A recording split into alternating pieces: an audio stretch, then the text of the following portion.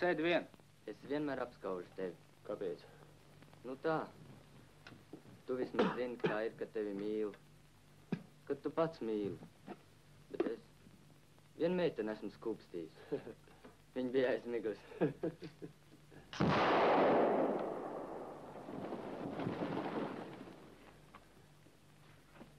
Jā, bet ja paliekam dzīvajos, tad man būs visas iespējas apskaust tevi.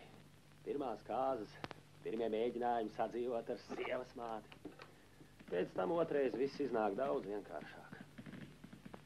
Bet es apskaužu jūs abus. Jums vismaz nav bailes. O, un kā vēl? Jums nav jābaidās no leitnanta. Viņš tikai vienīgu reizi paskatījās man acīs. Mobilizācijas punktā. Un kas tad tu esi meitene vai, ka tev acīs jāskatās? Dzēliek, raksti savus dzejas un nefunktierē.